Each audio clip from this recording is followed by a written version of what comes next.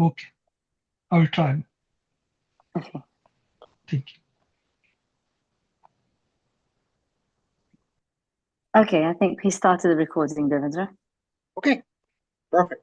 Thanks, Cyril. Okay, so we'll get started, and then we can talk about, have some more question and answers afterwards. So this is a talk on GI. This is GI Disorders Week.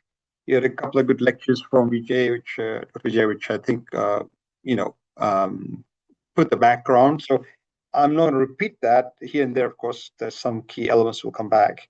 So we'll talk about research and data and see what we can get from our randomized controlled trials. Remember, we picked the best studies, not all studies. So again, why could it work? Well, we have this vagal nerve, right? Remember the vagus nerve that goes from up here, and it kind of supports your whole heart, lungs, it's a very important nerve. It has multiple functions, and it comes out and supports all of your organs of importance, including your heart, including your lungs, so particularly your GI tract, your liver, and your small and large intestine, right? So it's all to do with this nerve. This is your system, as you say, this is your spine and all the areas that it covers, the nerves cover, we usually show them. But for the GI tract, it doesn't come from there. It comes from here, straight up there.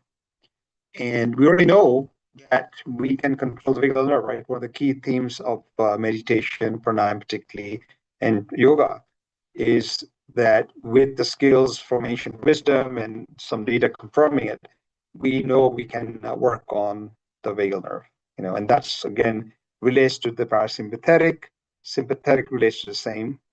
And by managing that, we can control areas of the GI tract that could be problematic or prevent them from getting worse. Okay, so the vagal nerve. So generally in IBS and yoga, I'll just talk about poses first, just so that we can then talk about the data. Generally, the poses that they use are symmetric and alignment to kind of get your left and right, your sympathetic, parasympathetic be aligned and be balanced. And so that, like Tadasana is one. So you can create other ones based on this, and you'll probably figure out what you could add. But that's kind of the Tadasana that we do. Then somebody showed us many exercises, but this abdominal compression includes other things such as Pawan Muktasana. So these all make sense because you compress the wind relieving and, of course, massaging your organs. And then gentle inversion is deep relaxing, right? And it reduces anxiety, so it helps in other ways, which is important. And then restorative, the ones we talked, particularly women's health, we talk about this. And the Sutpat Konasana, these are good ones to encourage non-judgmental acceptance, and you tolerate, and your resistance power goes up. Okay, so that's the general theme in the other approaches, which we'll go over tomorrow. Ramesh is going to go tomorrow, but that's the general principle. Just so you think through, when I see this, what would I apply? So I want to think like that now. Okay, if I am looking at a study, what do they apply, and why not, or why? So you'll start, enough now to start raising those thoughts in your mind. Okay, so there's a multi-centered study. So what they did in this particular study is they looked at meditative yoga and followed it over time. So on the left side, clearly it's appealing, right? Reduces IBS severity. So yoga in this study did show improvement. It lowered anxiety score. Again, it makes sense, all the things that we've talked about. So feel better, live better. And your quality of life, what you do routinely in a day, manage to do, improves, right? It improves. So that's another question. In this study, they compared with exercise, they did yoga, all the yogas we talked about, and good study, randomized controlled trial, and they found benefit.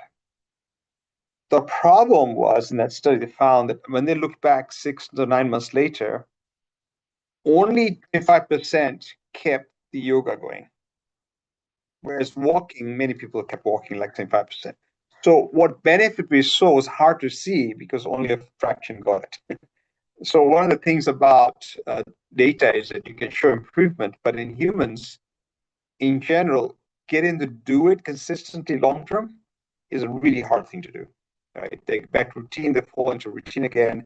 That change in adding something all the time is true for all of us. If you look at yourselves, very hard to make that routine stick. So while it works, sticking is the problem. But I know this works. So, particularly when you have a client, you've got to get some kind of contract that, look, I'm going to do this, going to work, but you got to sort of some kind of agreement they're going to stick to it, not give up, because then the benefits persist. Okay, the 25% who continued did really well. So it's important. So what we did is we applied that in our clinic. So rather than other data, we'll show you what we did in the clinic. I was adolescents, some a little older than that, like young college-going patients. So what we did is we trained them, like Samani Ji's course we're doing, which is 12 hours. We did, I think, 14 or maybe 15 hours course every year for many years, maybe 5 years. So, with COVID gaps. And we would train people at work who would then do this for me at work on patients. So we have been clinic for 15 years, maybe many years. We've been managing this. So our patients with irritable bowel syndrome will offer that as one of the options we offer. They'll be on some regular diet and medicine. This is additional, so it's not competitive, it's complementary. And we have a calm environment, so music and a little bit of aroma candles, which my nurse likes, so we added that. And they are taught yoga, some of the poses we just saw, and breathing exercises. Again, because they're different ages, we would customize it because of difficulty for age. But they pretty much did what we were taught in practice then. And the physician would check on them, the dietitian check on diet, like we talked about. They last about 60 minutes altogether.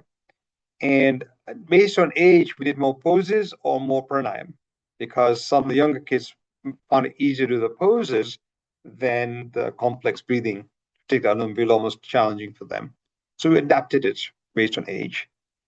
And the idea is to aid anxiety and use diaphragm breathing to help. And of course, where we could, alternate nose breathing on Anujah. We emphasize where we could. And then sometimes the physician, me, or somebody else will do the focus meditation part. Sometimes the coordinator is very good, will do it. And we use this guided imagery very much as somebody is teaching us, where we see a color and we kind of see how we breathe it in. Just almost the same, with slight variance in language and a little bit shorter for children. So we've been applying this for many years now. And we then put a study together for the first 30, and they're about, let's say, 14 years age, plus minus 2, so somewhere between 12 and 16 or 17 years age. PD means Prashadyan. Tau means treatment as usual, so regular treatment, which is also got. And then this tells you how much is different. So we had the same population, same kind of, these are different types of irritable bowel, constipation, diarrhea, and mixed type. Functional, where it's up here, is not really, stooling is just more functional. You feel nausea and like heartburn symptoms. And sometimes you get pain with no other stooling issues. So they're very similar, both groups. And what we found is that the patients, right, the control group didn't show a lot of changes, right? These are control group, means the people that we didn't do anything. We had one group that we followed without at the same time, so it's prospective. Another group looked from before to see what happened. So compare, and the group that we did, okay? So pretty much with the control group, they had come for pain afterwards. They could come to clinic. This is how often they would come up for treatment in the clinic in the subsequent few months. And they came quite a lot back pain, come back for more pain. We help them with more pain, chronic symptoms, right? We try and help them, but they keep having problems. So then what we did, well, when we looked for the same time, we looked for around about 6 to 9 months out, right? So they were both groups were checked at the same 6 to 9 months later to see what would happen. And the pain score improved a lot in the meditation group, okay? So which meant that they complained far less pain, and the quality of life because of that was better. So clearly we found that effect. Again, they're very identical patients treated differently, okay? And then what we did is looked at the people, and we found that 14, so almost half no longer had pain, whereas in the usual, still the majority had pain. Okay? So it tells you how effective this can be. So again, it's not curing everybody, that's why it's a complementary, but you can see this dramatic benefit that they found. And so what we did of the treatment as usual group, quite a few used daily medications, right? And so it turned out that we had better benefit with meditation where the medication use was very little. Okay. Pain improved, as we mentioned, overall improved in 93%. In half, almost a half, it just went away, but improved in the vast majority in meditation. Then we looked at anxiety, and the ones that had the Preksha Dhyan kind of package, they improved also in anxiety. And this statistic tells you that they improved a lot. And so it tells you that, yes, there is some benefit. We did usually get more anxious type patients to the clinic because people felt it would help them. So more of the ones that developed pain with anxiety came to the clinic, which makes sense. We still saw benefit. All right. And so, so basically what we found is that it's a very effective therapy, and kids of that age could learn it and apply it, right? And they had symptoms, and we follow them in the clinic and remind them so they would remember to do that. They tend to continue to do that. So kids sometimes get the routine set, the parents are watching them. Once it's set, they can sustain doing it regularly. All right. So we checked the cost, and the family costs range from about $0 to $50 per session, right? And maximum cost for 6 weeks to a patient was about $200, maybe less. Our training cost was about $4,000 or $5,000 to train our staff.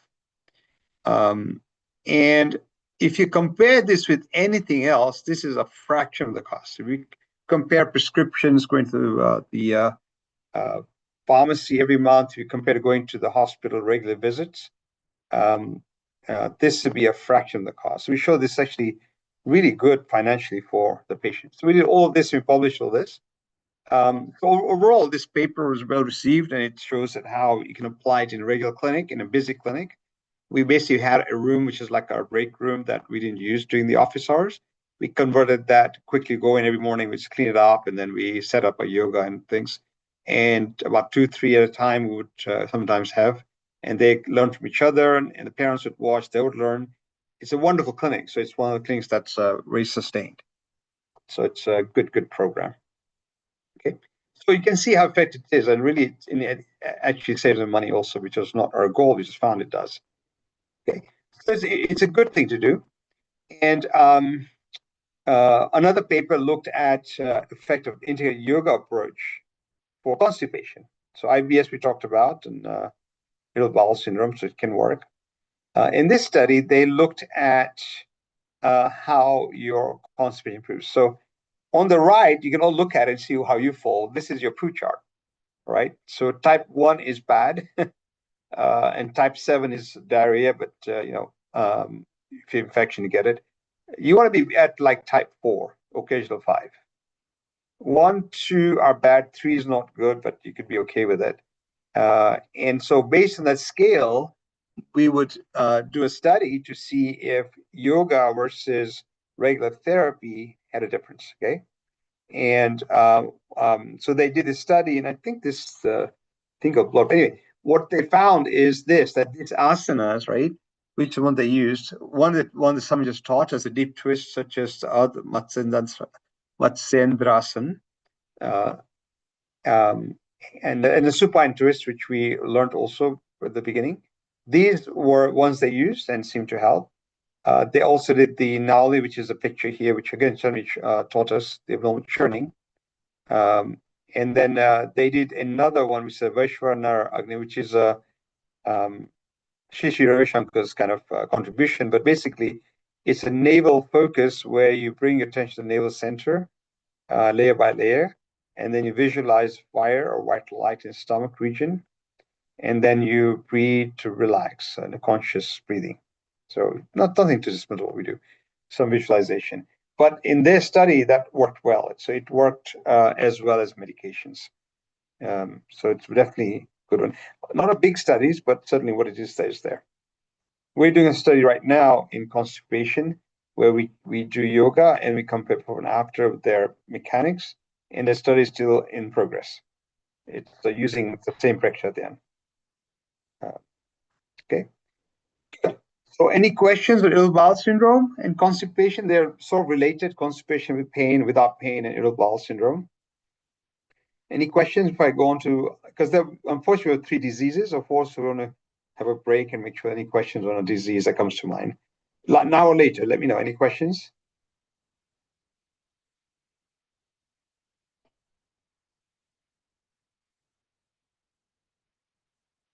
Good. While you're thinking, this is another area where yoga has a role to play. So in this one, which is reflux disease, again, Dr. Vijay mentioned how heartburn comes up. It can hurt but not have any damage. It can come up and cause damage. It can come up, cause damage, it doesn't even hurt, and sometimes you're in trouble later when it's become really bad. So reflux is a difficult disease, but very common. Both irritable bowel syndrome, which occurs in like 1 in 10 to more people, reflux, these are very, very common diseases, really common. These are, perhaps more common than hypertension even, but very common conditions. So in one study, and then relate other studies, they looked at the role of the diaphragm. So if your esophagus is, as is shown, it goes to stomach, there's an area here that is kind of function like a valve, and the diaphragm is key. It can actually increase the tone and narrow it down so that less comes up. Okay? And so you can imagine that if I strengthen the diaphragm, I may be able to pinch that and reduce the reflux going up from the stomach. Well, we use that in the clinic I mentioned to you, and it looks like it works. We can't do those studies in children. We can't do those device studies in children very easily because it's not simple. But in this study in adults, they found that if you do diaphragm breathing and some specific kriya, like somebody taught us, which strengthen the diaphragm, then you reduce acid exposure. It works really well. And the ones that use are the Agni Sar kriya, which is the mouth flapping, again, what somebody taught us recently. Kapalabhati, we know. Kapalabhati is very good because it's diaphragm breathing. You can imagine if I work my diaphragm daily, many times a day more, then I'll strengthen that just like any muscle in the body. And some asanas, Vajrasana makes sense. Vajrasana makes sense. Viparit Karana makes sense again. Okay. So many of these are used in reflux, and more so than somebody taught us. But in studies, this is the one that they used, and this worked. So in one study, they found that your pressure, this is a lower esophageal sphincter pressure here, went up. That's what you want. You want that pressure to be good pressure so that reflux doesn't come up, right? You want this pressure to be high so that content here doesn't want to go up, it wants to go down where it's supposed to go. So that is the goal of treatment. So in this particular study, they measured that using special devices, which will pick that up. And they found that with that meditation, which is the ones we talked about, your pressure went up substantially compared to if you didn't do anything. Okay, so these are groups, control groups that didn't do anything except basic treatment. This is somebody who, after this was done, they checked again when they stopped doing it and it went back to normal. So it specifically when you do that breathing that works. That's what's important. Okay, so it's a nice thing. They randomized it so nobody knew what they were doing. They did it, so it wasn't biased. It wasn't like the best people did one versus the other. It's a true study. Okay. And then in another one, they did it for long term. They did it for many months, And they found that this was a sustained effect, that even when you were not doing that breathing, the pressure was still high. Here is while you're breathing, the other times, so basically what it's telling is with time and exercise, you develop that tone in the muscle, then it'll stay like that for a while. Of course, if you don't use it again, it'll decay, but it's a fixing problem. And one particular group error found that practicing this abdominal breathing for 1 month also helped the quality of life, and other things also improved, not just the pain. So decent studies. Okay. So, and this slide is misbehaving, but basically, in this particular study, they did a prospective randomized control trial again, and they had people who had heartburn without any burning, or if you like, ulcers. And they did this active breathing program, which is basically diaphragm breathing.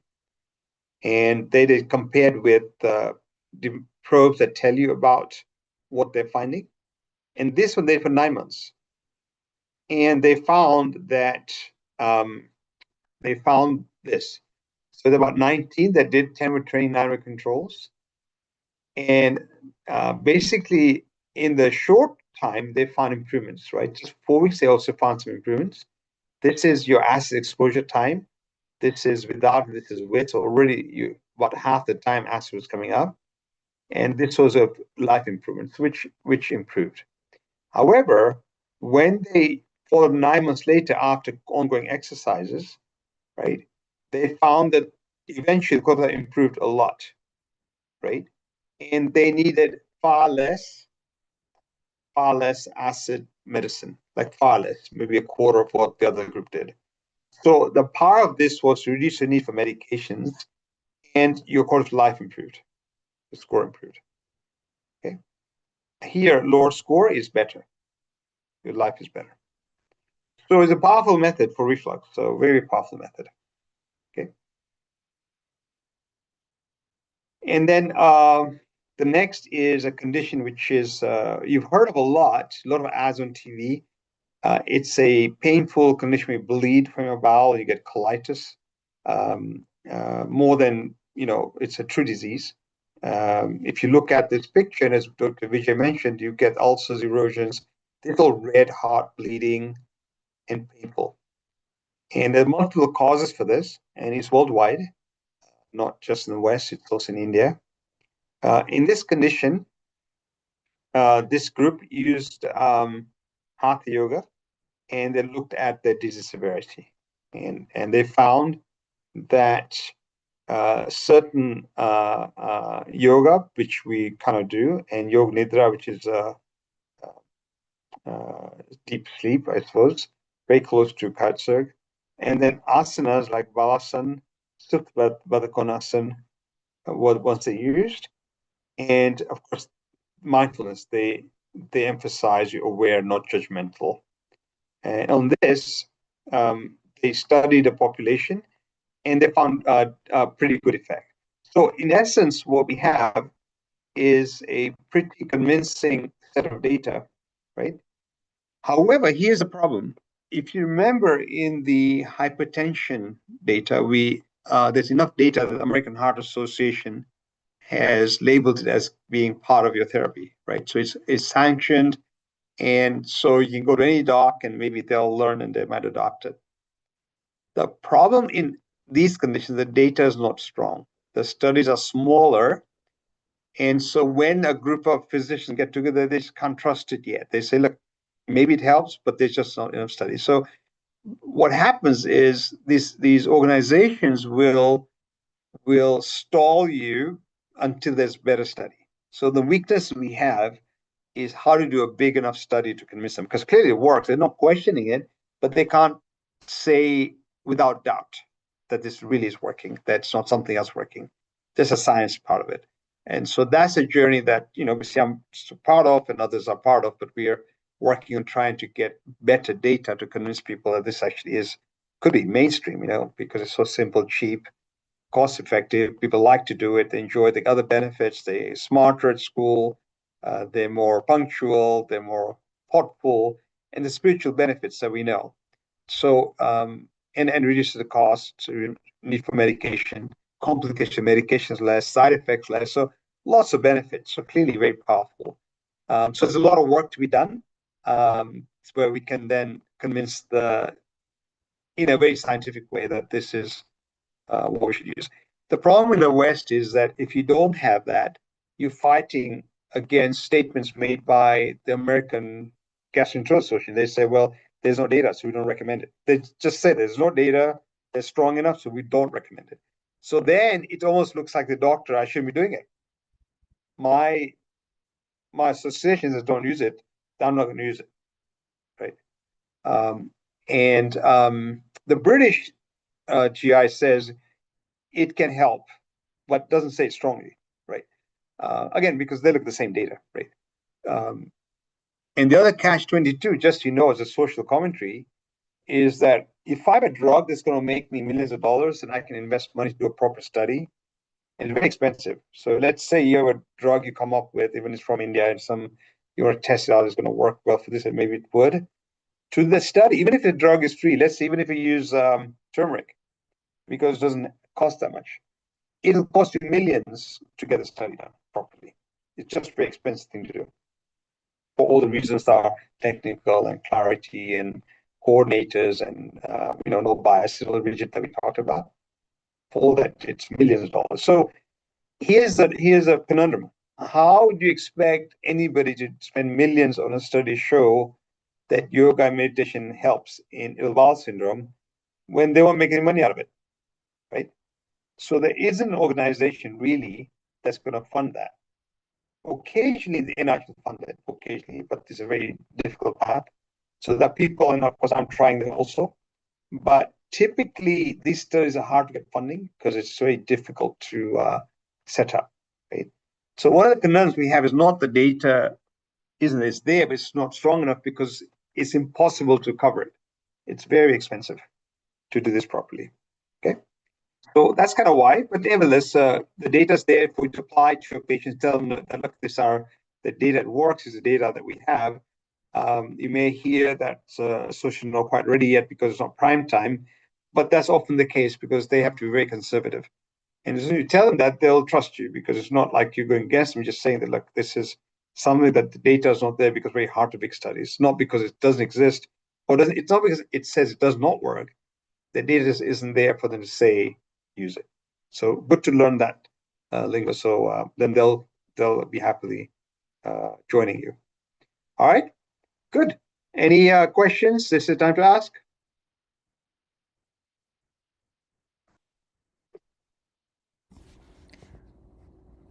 I have a quick question. The study about, and I'm sorry if it was mentioned, the study with the PPI that showed that it was a significant increase in quality of life. I know it said that all of the participants were a part of the study, so there was no control group in this one. No, there's a control group. Oh, sorry. What they did initially, the randomized control group, and they showed initial benefit. Then they followed them open. That's a study design. Oh, okay. Thank you. Yeah. And I can share the article if you want. It's an interesting article. What's good Yes, about please. that study is it just teaches one thing, that if you persist, then the effect is lasting, right? So I like very few studies do go that long. First, there's 6 to 8 weeks, are very expensive, and they'll stop. And I totally get it because even I have to do the same thing. But you also want to know long term, and these are where people didn't do yoga, did it, acquired it, and then 9 months later, still a benefit, right? And they found it. So that shows you the power of this tool. Now, you can imagine that if 6 to 8 weeks works, if you do it for 2 years, it's probably going to be a lot better. But who's going to study that, right? With hundreds of patients, very hard to do in real world. People move, they get bored, they don't come back. Half the time, people don't come back because they're busy, right? So it's a very hard thing to do. We struggle with this a lot. Studies are really hard to do, particularly in children, but in adults too. So we're probably never going to get the real drug level data, but we get decent data like this, which might be enough to put it on the list as an option. Our hope is to get it on the record, like about pressure recommendations. Yes, this is a good option to consider and get it labeled there. Yeah, it's a shame because if it doesn't make money, nobody's going to work on it because physicians make money because no money's being made, right? So there is no system to fund studies where nobody's going to make money out of it. That's Right. capitalism. Well, So and we thought, Mhm. is there any chance, I mean, this is past the scope of this course, but is there any chance like certain NIH grants would potentially fund studies like this? Because I know like the only potential way I could think of getting long-term research is, I mean, there's again, because there's no financial benefit for any organization, so but they wouldn't do it. But like the Framingham Heart Study did that longitudinal study that we have a lot of research about hearts. But I mean, Yeah. there's so much medication and procedures and so much like study and information that can come from that is of financial benefit. I mean, there's so much health benefit mainly, but there is like other organizations can find financial benefit for that. There isn't anything similar with yoga that they can like anyone can like capitalize off of. But do you think there's any chance that somehow some long-term study like that would get funded? I mean, I think as some countries get wealthier, they'll do it, right? The good studies in India now, which are very good studies, Okay. so different. So I think it'll happen. And to your point, yeah, NIH will fund some studies, but very hard because the point, and it's not hard, but imagine how complex it is. I've got like 8 things to teach you. And NIH doesn't like, it likes to do one thing. So if it's 8 things, it'll tell me each 8 things exactly how many minutes you're going to do, exactly how many times you're going to do, right? And the way it thinks about it is very much like that. It doesn't understand that this is how it is, right? This is a package. So you'll say, why do you add poses and breathing? How do you know that they're both working? So now you submit a protocol to just break it apart. And at some point the effect goes away, right? Because if you break it out, it may not work. So that's the conundrum, right? It's very hard. So I've been sort of fighting that for a few years, with, and we get studies done, but it's a really hard thing to get properly covered. But they do have a complementary, and I just have a new section about a few years ago that opened up to help with this. And so there's hope. And I think, to be honest, young people have a good crack at it. So if you have an eye in it, one of our previous students who did the course, the 14-hour course, she's working on post-operative pain. She's a urologist, training urologist. And so she's using yoga, which they are basically, before they have surgery to train them for like maybe we can see how much pain medication post-operative they need. Makes sense, right? So hers is a good study. So she probably will then, when she gets preliminary data, she'll probably go for funding, probably get funded, right? Then, so it's doable, but it needs young people who have a career ahead of them because that journey will take several years, right? But you get funded. It does work. You just have to be patient with the system. So we got a grant we're submitting in June for this kind of work, where we look at the changes in your DNA, RNA, the things we mentioned. It's a study I'm going to show you in one of the other sessions that we're doing also. And we see a lot of remarkable changes. So now we can look for those changes in these patients. So we're going to do that. So we're working on it. And you should all think about it if you have access to that. It's our tax-based money. So we have a right to tap into it. So good question. Thank you.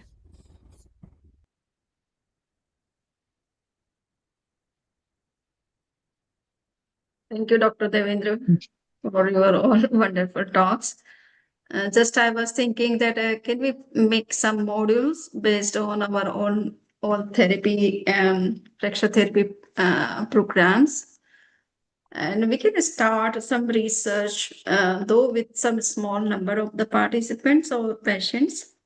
But over the years, some studies will come up, and it will be a good number of the what we say subjects it will cover. So just we can start doing small studies that will also help after some years. Yes, that's how you start something. You start small and get momentum. That is correct. Yes. Good. Well, once these are all trained, they'll be research. They'll all do research, I'm sure. Well, Yeah, every so trainee with certificate will ask them to do some research, depending on where they are. But no, joking aside, I think that is important. Shachi, Shivani, Anita, all can be involved in research Yeah. projects. So they can work sincerely. Yeah. Big career ahead, and it's we, big. we can make small modules for research studies so they can follow proper procedure and how it can work with. We can just contact with some such kind of research organizations or institutes or agencies who are interested to support such kind of studies. And we can also talk to doctors who are dealing with such patients, how they are interested to incorporate these yoga studies in their in their prescription or medicinal procedure, whatever they are following. So that maybe in future we may have good number of the studies and that can help us to prove. It is true that all physicians are looking for money, and money is the important part of the social life or even householders. So that cannot be ignored. And by such studies, it is obvious that all those medicines which are being sold in the market, they will not be purchased by the patients if they will get cured just by these simple techniques, which doesn't need any kind of expense. This power is already in our body. We are using that one. It is hard to prove in all the cases, and people have no patience for practicing all these things at regular basis. They have no proper knowledge about the things, and second, they are not so much regular and committed. These things also take some times. Surgery can take just a half an hour or 2 hours. The problem is solved.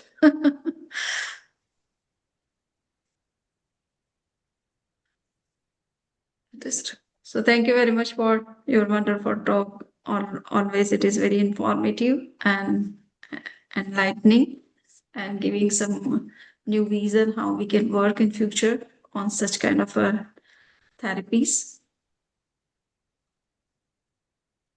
Devendra, just one question. Like, is citric fruit or acidic grains or like cabbages and cauliflower or some dry beans create more GI problems? Each one is different. For most people with reflux, they won't have a problem unless it's acidic, but some people do. It doesn't cause a problem, you'll feel it more. Mm-hmm. So it doesn't cause reflux, but as it goes through, you feel it more. So, so if you drink an acid drink and you have heartburn, it will hurt more, but it doesn't cause damage. The damage is already caused by your problem. It's like, if you have a cut finger, then salt will hurt more, but it's not causing it. It's cut that causes it. So the only thing is going to damage it.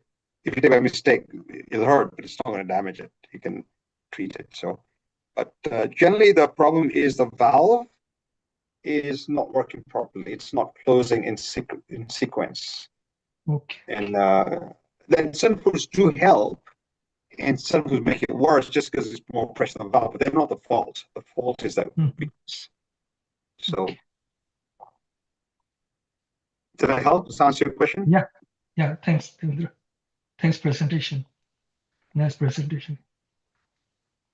A lot of science, but I want you to hear it once so you understand where we are. So I apologize. But I think you can handle it now. It's important to know where we are. This is at the cutting edge, really.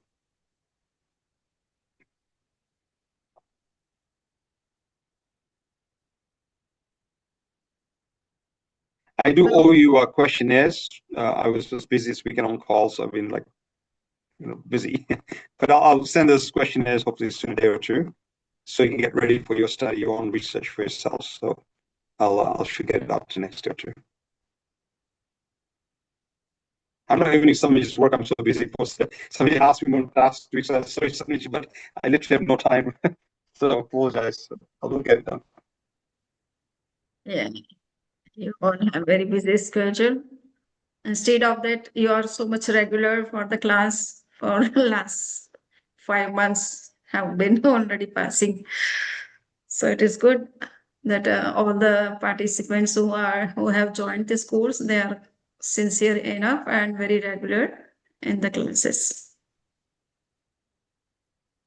Okay, so today what we have to do, we have to repeat the same abdominal exercise first, and then we have to do meditation, or what we have to do meditation? I'm good with meditation, Samani. Okay. So meditation today, which meditation you would like?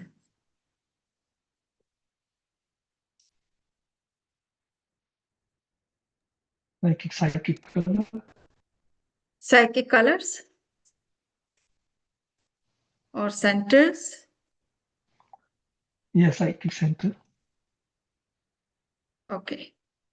So sit in a comfortable posture, keeping backbone and neck in a straight line. Keep your hands in the posture of knowledge, on the knees, facing upward sky. Close your eyes softly. With 5 Om sounds, we will start our meditation. Om.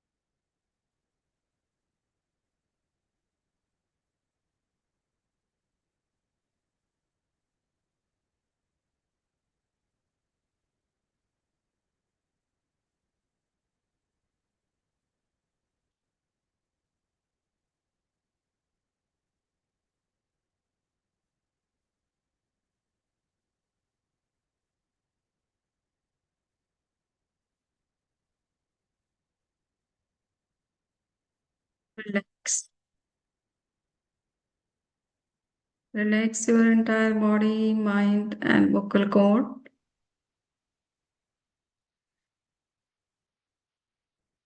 Make a resolution.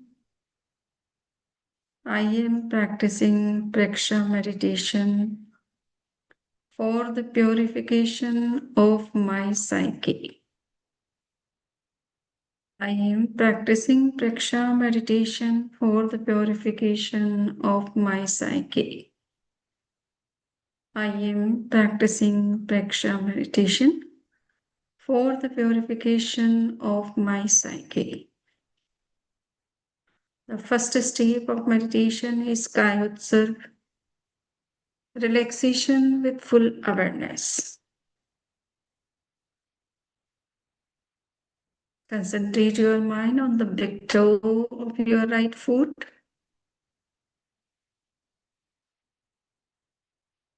Allow your mind to spread throughout the toe.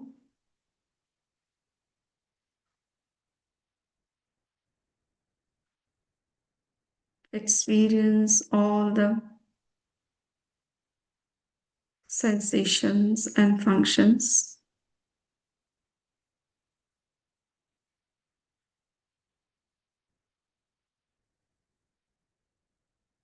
Give auto-suggestion to be relaxed. Relax.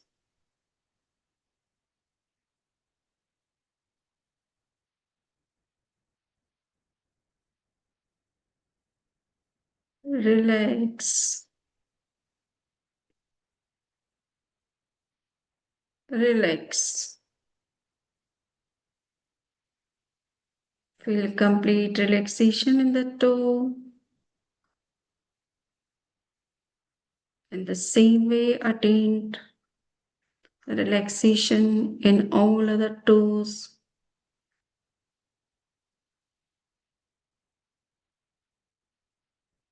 Sole, ankle, heel, calf muscles,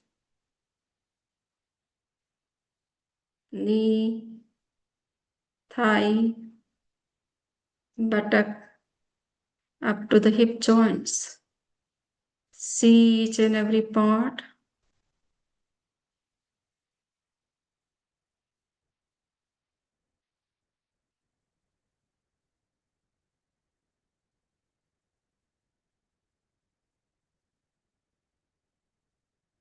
Give suggestion to be relaxed.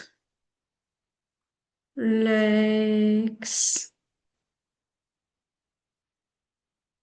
Relax.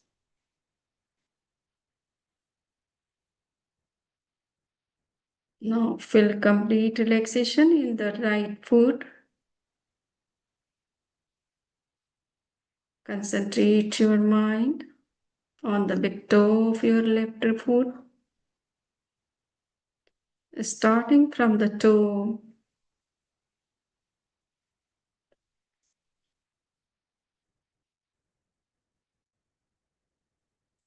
give suggestion to be relaxed.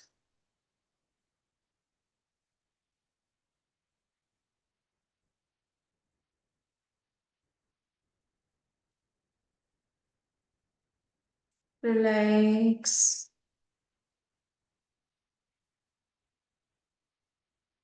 Relax. Attain the relaxation in other toes, sole, heel, ankles, calf muscles, knee, thigh, up to the hip joints. See each and every part.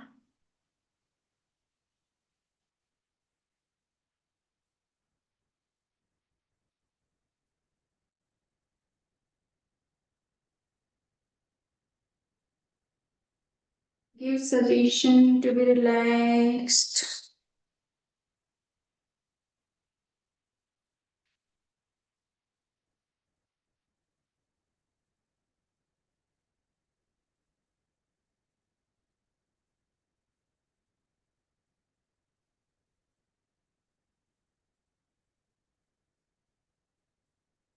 Feel complete relaxation throughout the left foot.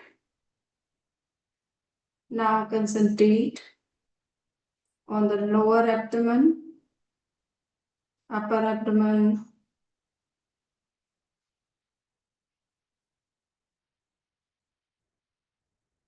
up to the collarbones. See each and every internal and external organs.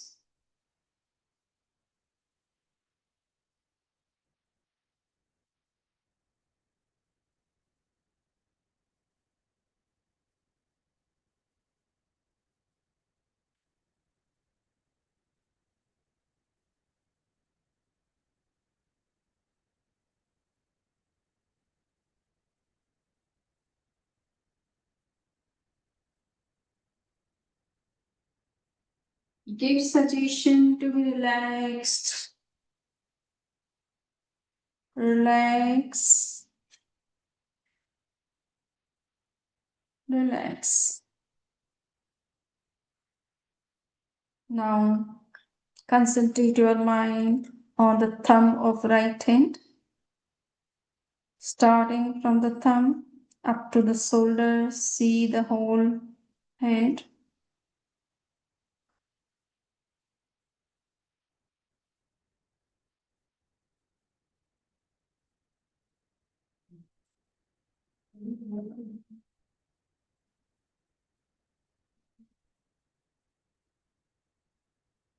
Give suggestion to be relaxed. Relax. Relax. Now concentrate on the thumb of the left hand.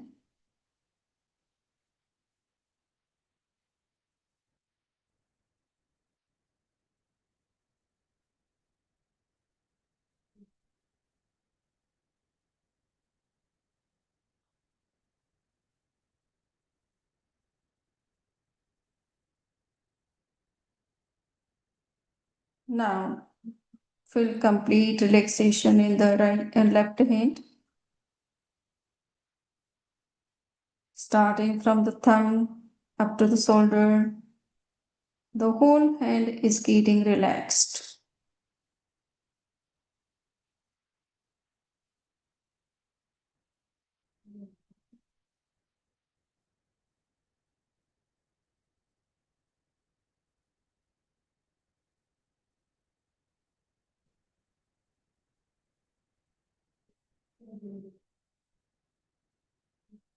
Now concentrate on the facial organs, throat and facial organs.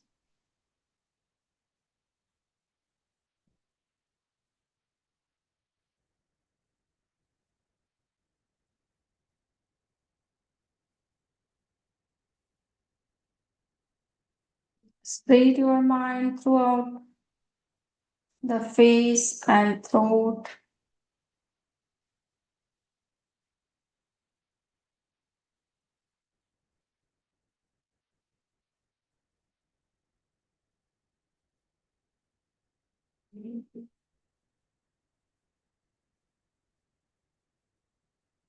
Give suggestion to be relaxed. Relax. Relax.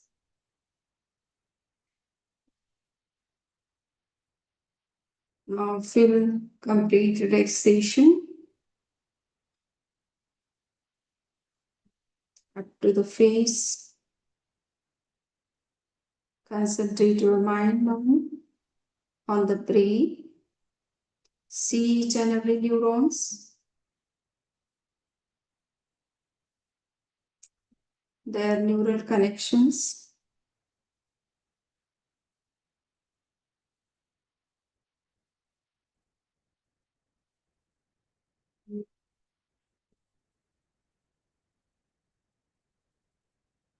Give suggestion to be relaxed. Slowly and gradually feel relaxation in each and every neurons of the brain.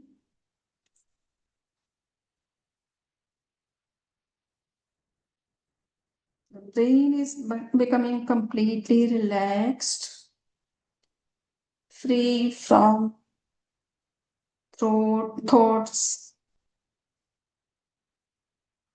any kind of stress, tension, anxiety.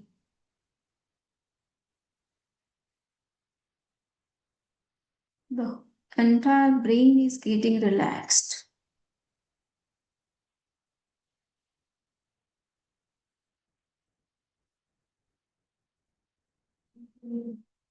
Now we will practice in the relaxed state perception of psychic centers. There are 13 centers. We will focus on the 4 uppermost centers. Focus your attention on Darshan Kendra, the center of intuition or third eye, situated in between the eyebrows.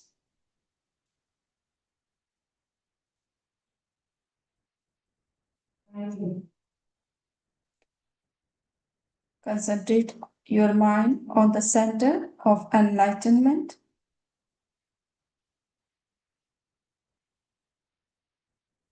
Starting from the front, allow the beam of the search light of your consciousness to extend in a straight line up to the big portion of the brain.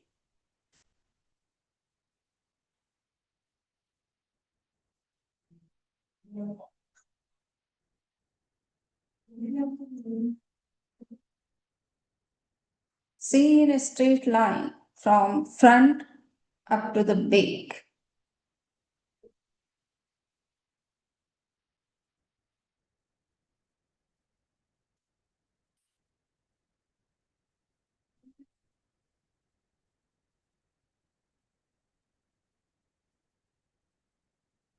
Be aware of the vibrations produced by the flow of vital energy in the entire region.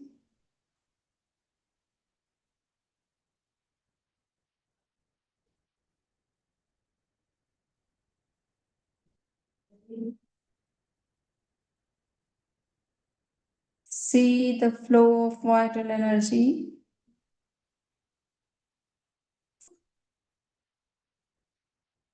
from front to back of the brain.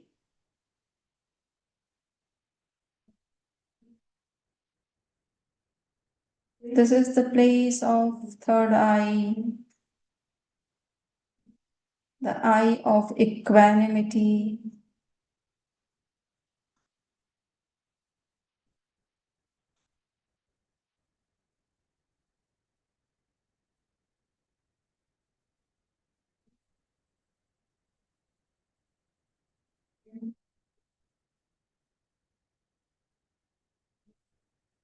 See from front to back in a straight line. All the centers are located in backbone.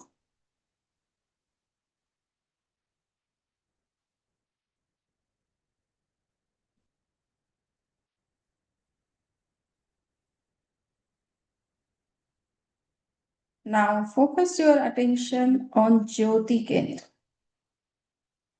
the psychic center for insight.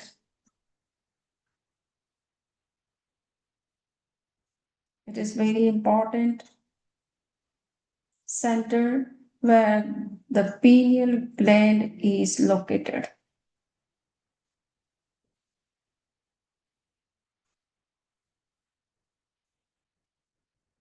See in the center of your forehead, starting from the front, allow the beam of the searchlight of your consciousness to extend in a straight line up to the big portion of the brain.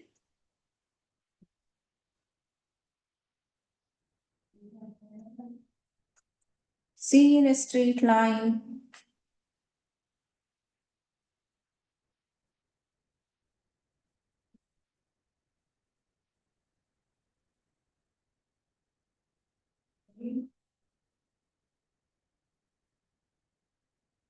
Penetrate your consciousness from front to the back portion of the brain.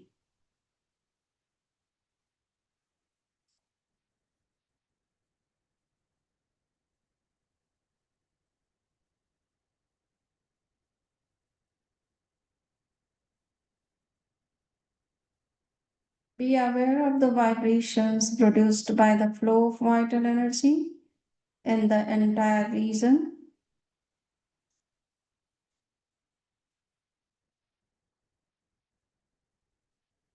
With your awareness, see the flow of vital energy.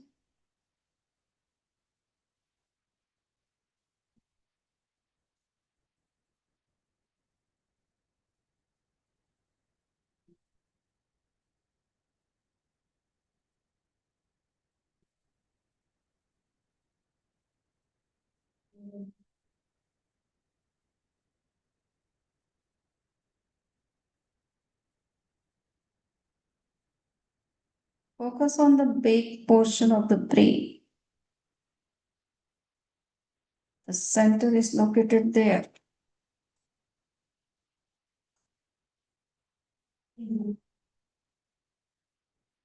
The place of pineal gland.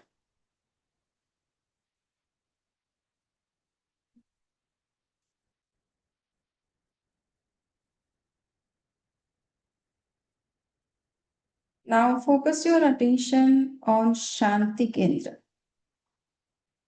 psychic center for peace,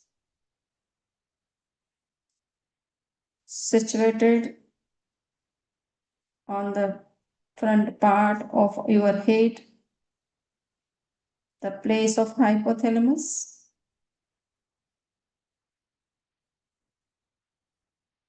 Entering from the top, let the light of the lamp of consciousness penetrate and diffuse throughout the frontal lobes of the cerebral cortex.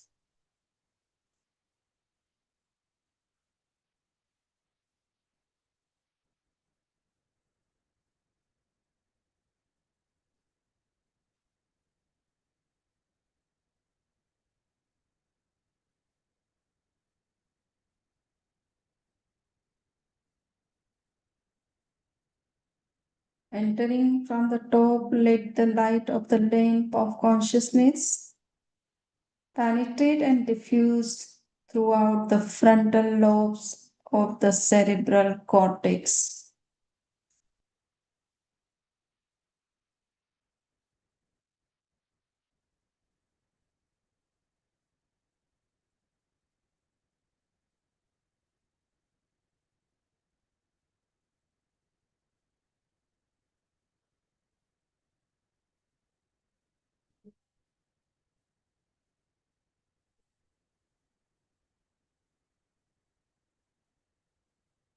Be aware of the vibrations produced by the flow of vital energy in this entire region,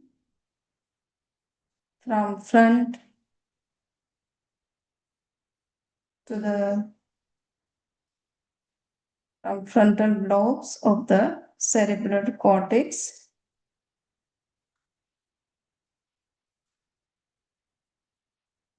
To the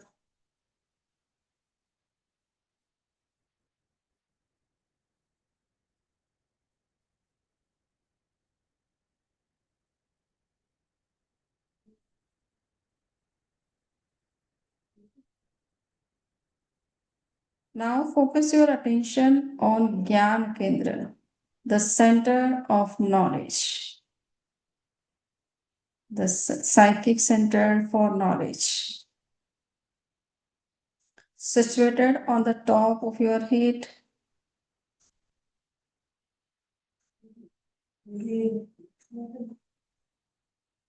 Entering from the top, let the light of the lamp of consciousness penetrate and diffuse throughout the frontal lobes of the cerebral cortex.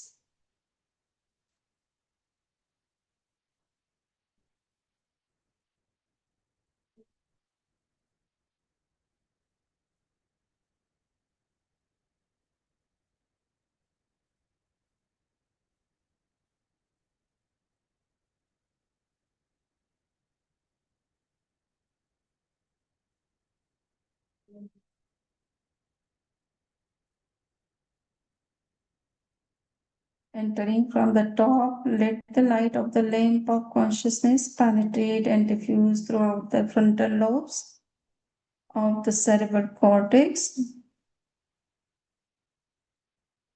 Be aware of the vibrations produced by the flow of vital energy in the entire region.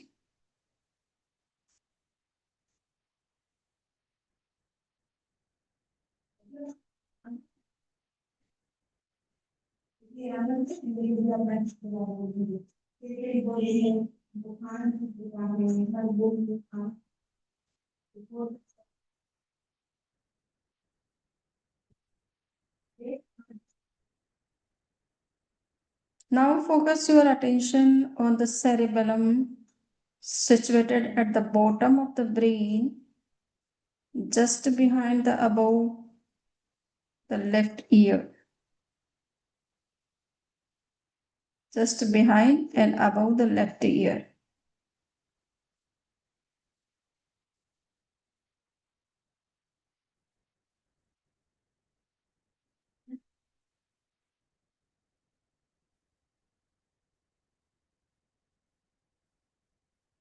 Focus your attention on the cerebellum situated at the bottom of the brain, just behind and above the left ear.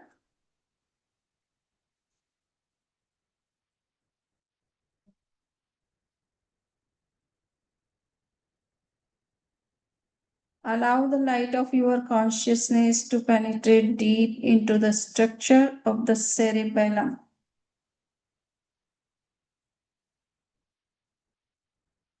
Allow of your consciousness to penetrate deep into the structure of the cerebellum.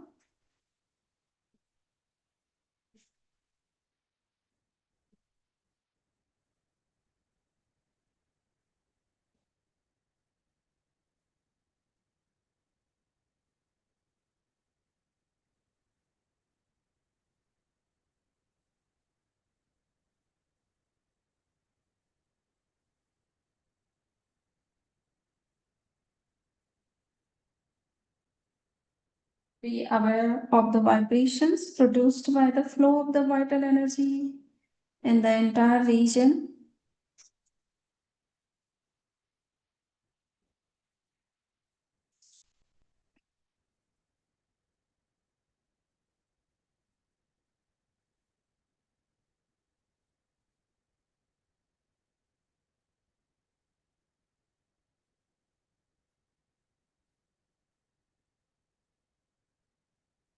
Experience all these psychic centers are awakening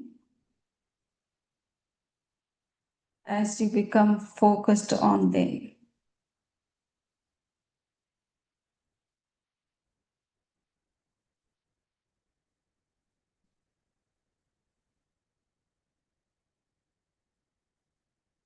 Experience the vibrations of awakening of the centers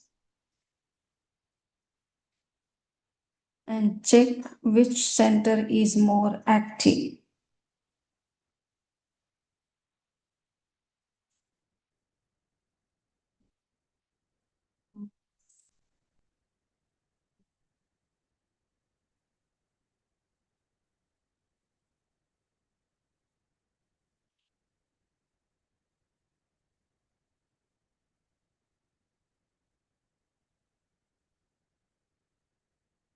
Now, with 2 long breaths, we will conclude our meditation.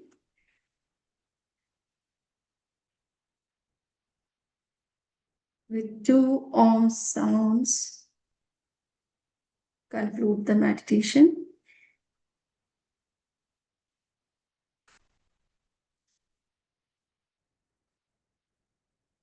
Om.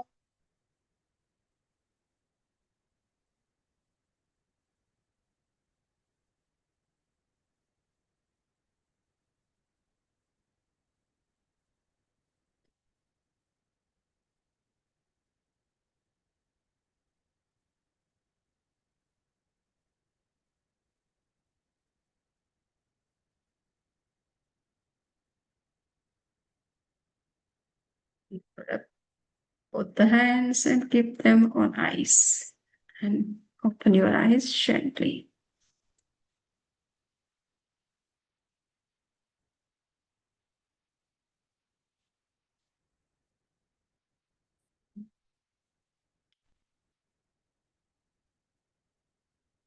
How was the meditation, Narendraji?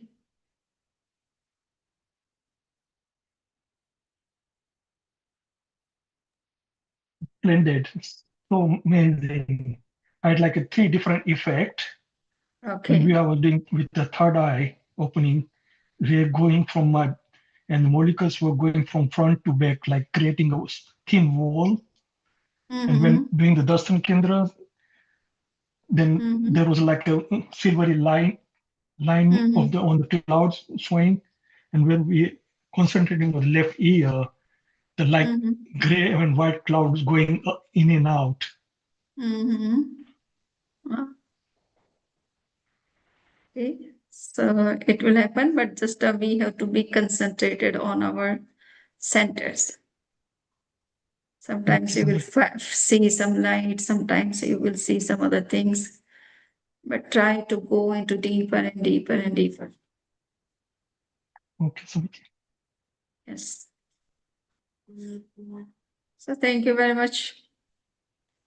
So now the final exam pattern has already been announced by Dr. Naina, and we will send in return through Google Classroom also, and all the names and which meditation you have to give a presentation on which meditation especially, and we will see that how those people who are traveling India or busy in some wedding program, so how they can give exam before the time, because on 23rd we are leaving, so we cannot postpone the exam.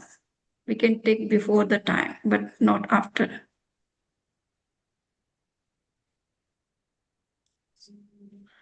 So by 22nd, somehow we have to finish our whole course and examination.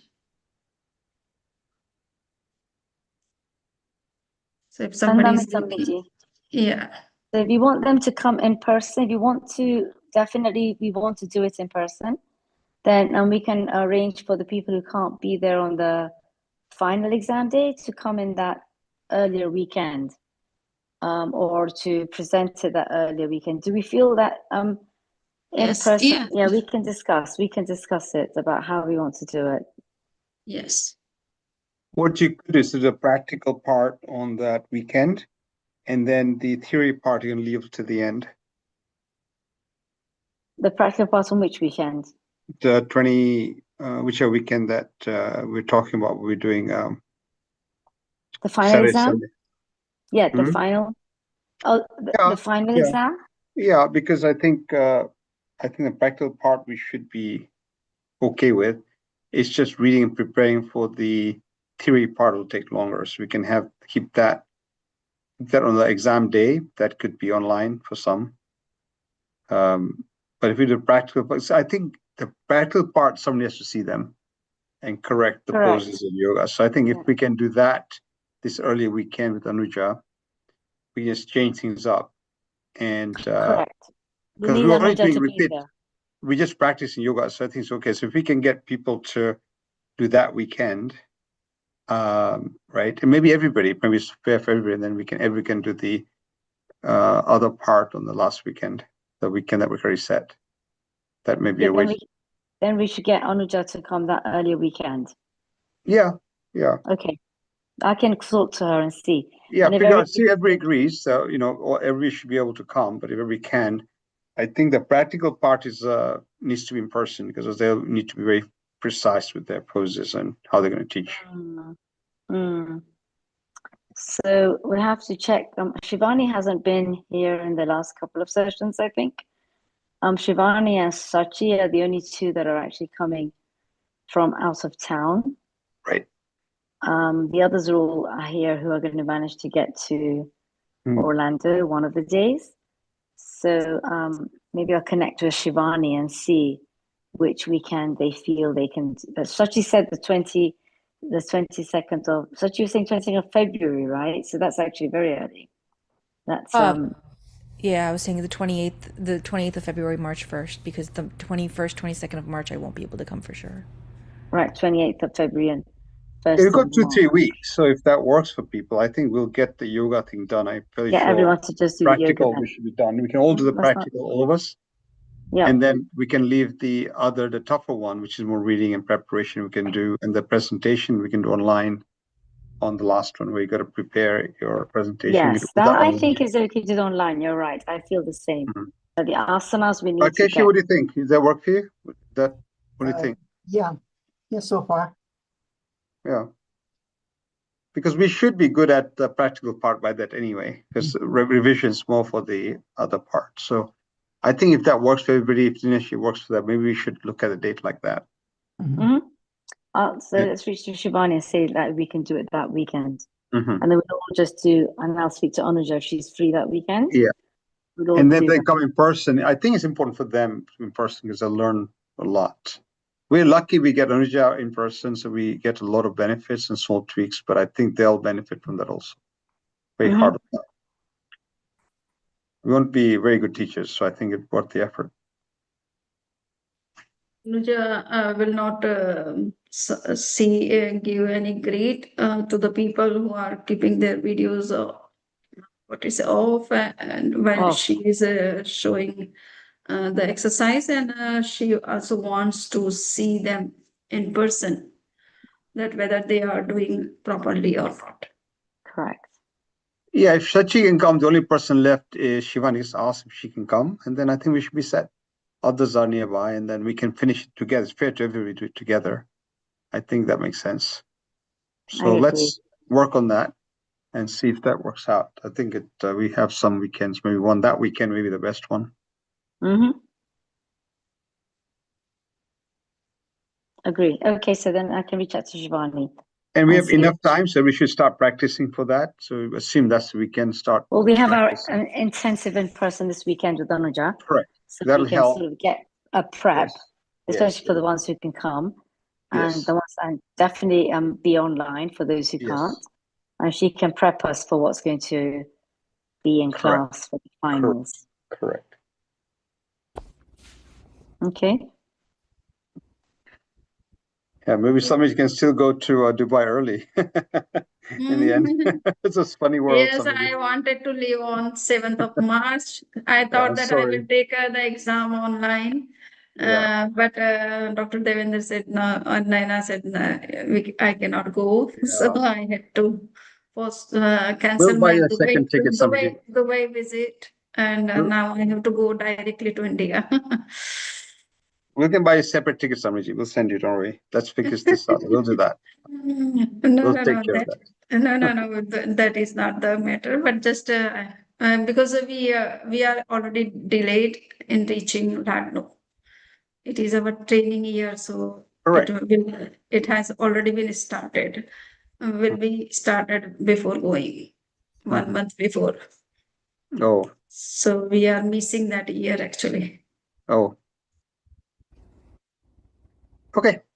All right. So let's try and do that, and we can send somebody early. We'll see. We'll work on that. Let's first get this done. Yes. All right. Thank you. I kept somebody here because of the exam, so that's kind of why. But we can change it. Okay. All right. Okay. Thank you. Classroom के उसमें रखेंगे video आज का video all the videos are being shared through Google Classroom. Might be all are noting and all are getting in their emails. Yes, we are uploading all the sessions, and I have uploaded all. Yeah, today's one gives me much more concentration. Yes, that is true. But Suril will share the link, then only it is uploaded. Okay. It'll upload in a day or two. It'll upload.